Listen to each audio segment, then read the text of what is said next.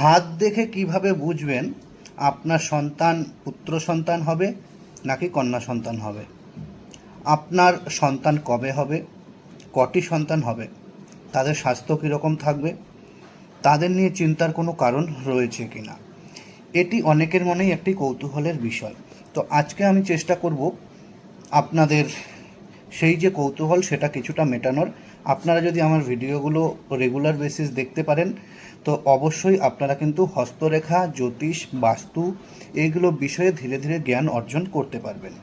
তবে একটি কথা বলে নিই, সন্তান রেখা বিচার নিয়ে বিভিন্ন মতভেদ রয়েছে এবং আজকাল যেখানে বিজ্ঞানের জমানা সেখানে বিভিন্ন রকমের জন্ম নিয়ন্ত্রণ পদ্ধতি থাকার কারণে যে সন্তানের জন্ম কতটি সন্তান জন্ম হবে, কতগুলো সন্তান জন্ম হবে, সেই যে গণনা নির্ভুল হবে সেটা কিন্তু ভাবা একটু মূর্খামির কাজ হবে। কিন্তু বাকি বিষয়গুলো অবশ্যই আপনারা বুঝে নিতে পারবেন যে আপনার সন্তান ছেলে হবে না মেয়ে হবে, আপনার সন্তান কীরকম হবে, পড়াশোনায় কেমন থাকবে, তার স্বাস্থ্য কেমন থাকবে, তার আয়ু কেমন থাকবে, সব কিছু বিষয় কিন্তু আপনারা বুঝে নিতে পারবেন।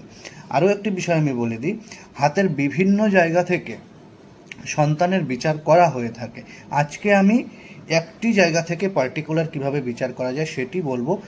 সমস্ত দিক দিয়ে বিচার করে তারপরেই কোনো সঠিক সিদ্ধান্তে পৌঁছানো যাবে। আমি যে ভিডিওগুলো ধীরে ধীরে দেব সবগুলো দেখার পরেই আপনি সঠিক প্রেডিকশান করতে পারবেন। তাই এই একটি ভিডিও দেখেই আপনি প্রেডিকশান করতে যাবেন না কিংবা নিজের সঙ্গে মেলাতে যাবেন না। তো আমি আজকে যে বিষয়টি নিয়ে আলোচনা করব যে সন্তান কিভাবে বিচার করা যায়, এর বিভিন্ন জায়গা রয়েছে। কীরকম? আমি আজকে যে আলোচনা করব এই বুধের ক্ষেত্র, এই জায়গাটা থেকে কিভাবে সন্তানের বিচার করবেন। এছাড়াও আমাদের এই জায়গা থেকে সন্তানের বিচার করা যায় এবং এই জায়গা থেকেও সন্তানের বিচার করা যায়।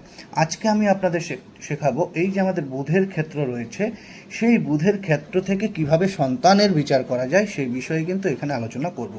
আপনারা যদি আপনাদের হস্তরেখা আমাকে দিয়ে বিচার করাতে চান, করাতে পারেন। যে নাম্বার স্ক্রিনে দেখতে পাচ্ছেন সেই নম্বরে যোগাযোগ করে বুকিং নিয়ে আপনারা হস্তরেখা বিচার করাতে পারেন। এখানে কিছু পয়েন্ট আমি আপনাদের জন্য 1-2 করে লিখে নিয়ে এসে আমি এক একটা করে আপনাদের শেয়ার করছি। প্রথম হচ্ছে এখানে সন্তান রেখা কোনগুলো। এখানে যে এই রেখাগুলো দেখতে পাচ্ছেন সেগুলো প্রেমের রেখা কিংবা বিবাহ রেখা, ঠিক আছে।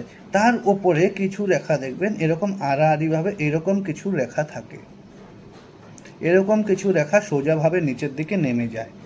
এই রেখাগুলো থেকে আমরা সন্তানের সংখ্যা নির্ণয় করতে পারি। এখানে যতগুলো সংখ্যা থাকবে প্রাকৃতিক নিয়মে যদি চলেন আপনার ঠিক ততগুলোই সন্তান হবে। সেক্ষেত্রে সন্তান রেখা স্বামী এবং স্ত্রী দুজনের একসঙ্গে হস্তরেখা বিচার করে তারপর বলা যেতে পারে। এখানে যে রেখাগুলো যদি দেখা যায় যে একদম সোজা এবং খুব গভীর, রেখাগুলো সোজা এবং গভীর, তবে আপনার পুত্র সন্তান এই রেখাটি বোঝায়। আবার কিছু রেখা দেখবেন যে এখানে একটু আঁকা বাঁকা ধরনের থাকে এবং অগভীর, সেগুলো কি বোঝাবে? সেগুলো আপনাকে কন্যা সন্তান বোঝাবে।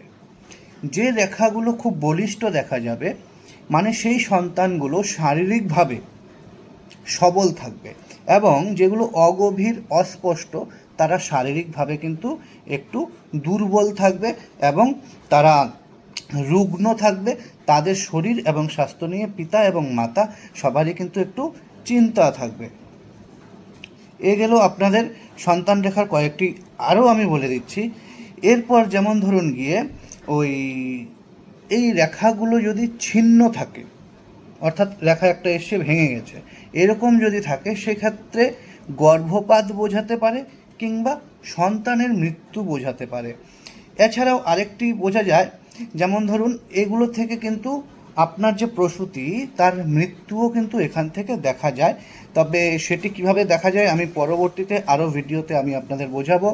এখানে আরেকটি বলে দিই যে এই যে রেখাগুলো রয়েছে এই রেখাগুলোর ওপরে যদি তিল চিহ্ন থাকে কিংবা জব চিহ্ন, জব মানে কি, আমরা জব বলে একটা শস্য চিনি, যেমন ধানের মতো ওই গমের মতো সাইজ হয়, এরকম এটাকে জব চিহ্ন বলা হয়। এরকম যদি জব চিহ্ন থাকে তবে কি হয়, সেই যে সন্তান সেই সন্তানের থেকে শোক, দুঃখ, কষ্ট এগুলো কিন্তু পিতামাতারা পেয়ে থাকে।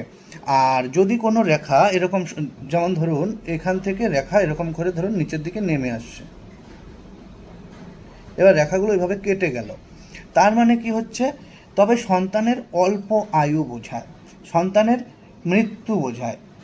আর এই যে রেখাগুলো যেগুলো আছে, এই রেখাগুলোর ওপরে কোনোটাতে যদি এরকম ক্রস চিহ্ন থাকে, কাটা চিহ্ন এরকম থাকে, তাহলে কি বোঝায় যে প্রসবকালীন সময়ে সন্তানের যে মা যিনি বাচ্চা জন্ম দিচ্ছেন তার মৃত্যু কিন্তু সেখান থেকে বোঝা যায়। আমি একটু করে বলে দিলাম, এর উপরে বিস্তারিত আলোচনা আছে, আমি পরবর্তী ভিডিওতে অবশ্যই আপনাদের জন্য বলবো। এছাড়াও এখানে যে রেখাগুলো থাকে সন্তান রেখা, তবে অনেকের মতে সেগুলো ভ্রাতা কিংবা ভগ্নী হয়, তবুও যদি সন্তান রেখা হিসেবে বিবেচনা করা হয়, কোনোটার ওপরে যদি আপনার ত্রিভুজ চিহ্ন থাকে তাহলে খুব সুনামধন্য এবং বিখ্যাত সন্তানের জন্ম আপনি দিতে পারেন। আর এখানে যে সন্তানের রেখাগুলো রয়েছে তার উপর যদি নক্ষত্র চিহ্ন থাকে, তারা চিহ্ন, তারকা চিহ্ন থাকে, সেটাও কিন্তু সন্তানের শারীরিক অবক্ষয় এবং সন্তানের অসুস্থতা এবং অশুভ একটি চিহ্ন ধরা হয়। তো আজকে শর্ট একটি টপিক, মানে বৃহৎ একটি টপিকের মধ্যে শর্ট ছোট্ট একটি আমি আলোচনা করলাম। বিস্তারিতভাবে এইভাবে ধীরে ধীরে এগিয়ে যাব সহজ সরলভাবে, আপনারা কিন্তু অবশ্যই উপকৃত হবেন। এই জিনিস এরকম যদি শিখতে চান অবশ্যই আমার পেজটিকে ফলো করুন, আমার চ্যানেলটিকে সাবস্ক্রাইব করুন। তো আজকের জন্য এতটুকু রাখছি, আবার আগামীকাল দেখা হবে। ভালো থাকবেন, সুস্থ থাকবেন, ধন্যবাদ।